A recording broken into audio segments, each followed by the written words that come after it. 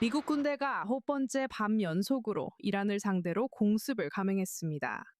도널드 트럼프 대통령이 FIFA 월드컵 결승전에 참석한 후 워싱턴으로 돌아오는 길에 최근의 공격이 이어졌습니다. 오늘 밤에도 그들을 아주 강하게 타격했습니다. 그리고 아마 3명을 기리기 위해 그렇게 했습니다. 2명이 아니라 3명일 가능성이 높습니다. 위대한 애국자들입니다. 트럼프는 그 지역에서 증가하고 있는 미군 사망자 수를 언급한 것이었습니다. 미 중부사령부는 금요일 요르단에서 발생한 이란의 탄도미사일 공격 이후 실종된 미군 병사를 수색하던 중 신원 미상의 유해를 발견했다고 밝혔습니다. 이 공격으로 다른 2명의 미군도 사망했습니다.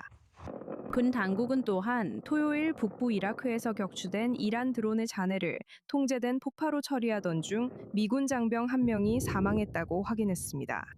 미 중부사령부는 최근 공습이 이란 남부 해안의 군사시설을 겨냥했으며 이는 테헤란이 호르무즈 해협에서 선박을 위협할 수 있는 능력을 더욱 약화시키기 위한 것이라고 밝혔습니다. 이란 언론은 또한 북서부 도시 타브리즈를 포함해 이란 내륙 깊숙한 곳에서도 공습이 있었다고 보도했습니다.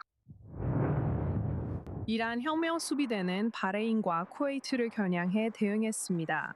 미국 국무장관 마르코 루비오는 이란 지도부가 자국 국민을 위해 투자하는 대신 중동 전역의 무장단체에 자원을 쏟아부었다고 말했습니다.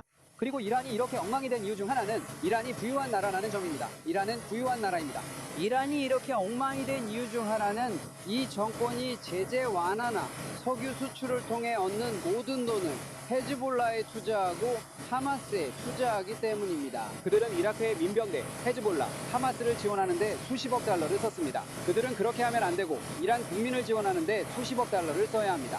계속되는 군사적 공방에도 불구하고 이란은 지역 중재자를 통한 미국과의 간접 외교 접촉이 계속되고 있다고 밝혔습니다. 최근 며칠 동안 외교기구는 계속 활동 중이었고 우리는 일부 중재자들로부터 여러 가지 제안을 받았습니다. 스튜디오에 24뉴스 영어 채널 중동 선임 기자 아리엘 오세란이 있습니다. 아리엘, 지난 1시간 상황을 알려주실 수 있나요? 오늘도 바레인에서 여러 번 사이렌이 울렸습니다. 현재 걸프 지역 상황이 어떤가요? 네, 지난 24시간 동안 바레인에서 사이렌이 6번 울렸다는 얘기입니다. 이번 최근의 상황은 공습 경보 사이렌이 지난 30분 안에 울렸고 이는 최근 몇 시간 동안 바레인이 이란의 공격에서 계속해서 주요 표적이 되고 있음을 보여줍니다. 동시에 우리는 이란 남부의 남부 시라즈에서도 폭발이 있었다는 보고가 들어오고 있고 해안 도시 시릭에서도 불과 몇 분 전에 폭발이 있었다는 보고가 들어오고 있습니다. 이것은 최근 미국이 호르무즈 해협을 따라 이란의 군사 능력을 표적으로 삼아 상업 선박들이 이 전략적 해협을 안전하게 통과하는 것을 위협하고 위험에 빠뜨릴 수 있는 이란의 능력을 약화시키려는 시도와 일치합니다. 지난 24시간 동안 적어도 이런 상황을 목격했습니다. 이란에 의해 추가로 2척의 선박이 표적이 되었습니다. 그래서 이란군은 처음에 미국의 공습을 촉발했던 상업 선박들뿐만 아니라 걸프 아랍 국가들도 계속해서 표적으로 삼고 있습니다. 가장 최근에는 바레인이 그 대상이 되었습니다. 아리엘 씨, 최신 소식 감사합니다. 방송 내내 계속 연결하겠습니다. 감사합니다. 이런 긴장이 계속 고조되는 가운데 미국 국방부는 요르단에서 이란의 공격으로 사망한 미군 병사 2명의 신원을 공개했습니다. 하와이 출신의 25세 타일러 제임스 프리한 주미와 텍사스 출신의 19세 이사벨라 곤살레스 이병입니다. 이들은 3월 이후 이란의 공격으로 발생한 첫 번째 미군 사망자들입니다.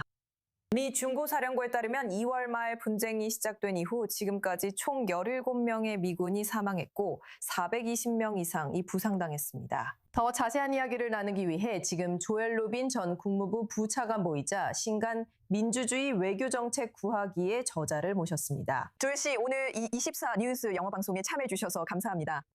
미국인이 사망할 때마다 앞으로 어떻게 될지 궁금합니다. 협상 가능성에는 어떤 영향이 있을까요?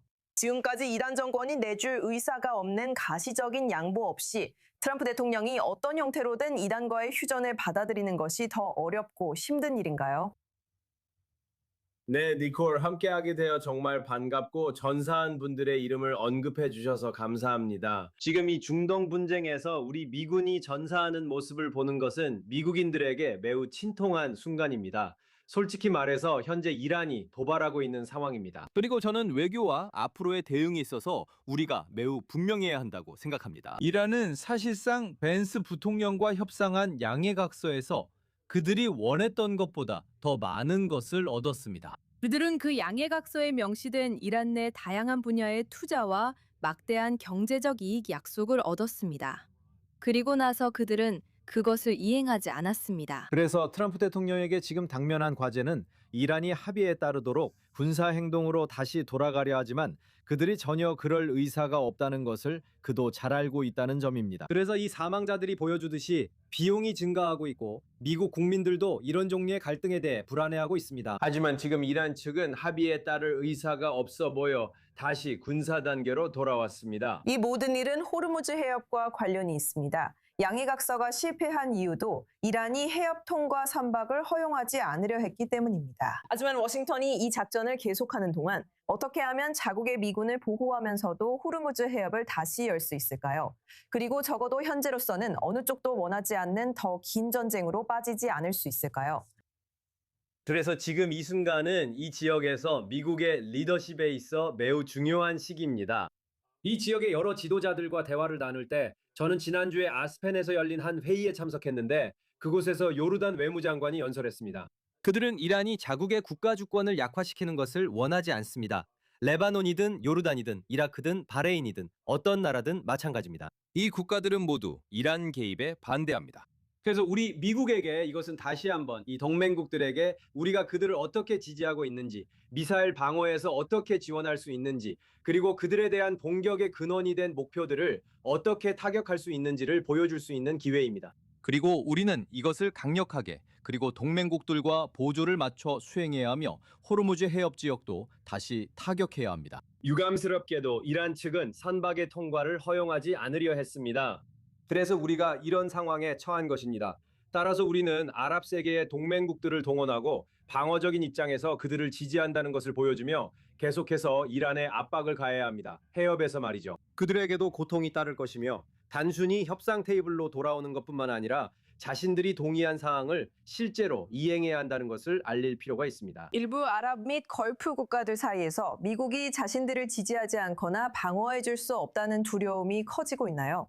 바레인이 최근 1시간 사이에도 또다시 공격을 받았습니다. 말씀하신 대로 지난 24시간 동안 중동 전역에 있는 수많은 미군 기지들이 공격을 받고 있습니다. 그렇다면 미국은 어떻게 이 지역의 중요한 동맹국들을 보호하고 있다는 메시지를 계속 전달할 수 있을까요? 글쎄, 우리는 그렇게 해야만 합니다. 그리고 트럼프 행정부가 이번 경우에 어느 정도 결의를 보여주긴 했지만 더 많은 조치를 취해야 하고 이 외무장관들을 한자리에 모아야 한다고 생각합니다. 보세요. 예를 들어 이스라엘은 지난 몇 년 동안 3만 개가 넘는 로켓과 미사일 공격을 받아왔습니다. 미국은 이란과 그 지역 대리 세력들이 얼마나 막대한 무기고를 가지고 있는지 잘 알고 있습니다. 우리는 사용할 수 있는 수단들이 있습니다. 우리는 우크라이나와 같은 동맹국들이 있습니다. 예를 들어 우크라이나는 러시아와의 전쟁을 겪으면서 강력한 미사일 방어 능력을 개발했습니다. 우리는 이를 하나로 모으고 외교적 공세로 동맹국들이 우리의 장기적 협력을 확신하게 해야 합니다. 최근 며칠간 그 양해각서 MOU로 인해 그 지역에 긴장이 생겼습니다. 전쟁 종식은 기뻤지만 그들은 미국 리더십에 확신이 없었습니다. 이것은 특히 루빈 장관이 직접 나서서 아랍 동맹국들에게 우리가 그들을 지지하며 함께 협력할 것임을 알리고 진정한 리더십을 보여줄 수 있는 또 다른 기회입니다. 우리가 그렇게 하지 않으면 이란이 지역의 압력을 계속 가하는 상황에서 명확한 대응 없이 이 역학관계에 갇힐까 두렵습니다. 그래서 우리 동맹국들이 우리와 함께 해야 하고 우리는 그들을 끝까지 동원해야 합니다. 정말로 이 지역에서 중요한 순간입니다. 만약 이란이 계속해서 미국 기지를 공격한다면 워싱턴이 아직 사용하지 않은 이 확전 수위의 다음 단계는 무엇인가요? 앞으로 48시간 내에 어떤 일이 일어날 것 같나요? 네, 두 가지 방향으로 답변 드리겠습니다. 워싱턴 정가의 상황부터 말씀드리면 이번 주 의회가 다시 소집됩니다. 하원에서는 미국이 그곳에서의 군사행동을 중단할 것을 요구하는 전쟁 권한 결의안이 통과되었고 며칠 내로 상원에서도 다뤄질 예정입니다. 그래서 이것은 트럼프 대통령에게 상황을 악화시키지 말고 지상군을 투입하지 말라는 압박이 될 것입니다. 그래서 당분간은 계속해서 공중전과 해상에서의 작전이 이어질 것입니다. 이 상황에 우리가 동원할 수 있는 더 강력한 수단들, 더 공격적인 무기나 폭격 시나리오가 있을 수 있지만 2단계에서는 지상군 투입은 없습니다. 현재 미국 내에서는 정치적으로 그런 것에 대한 의지가 없습니다. 조엘 로빈 씨, i24 뉴스 잉글리시에 함께해 주셔서 정말 감사합니다. 이런 통찰을 나눠주셔서 고맙습니다. 모두에게 감사드립니다.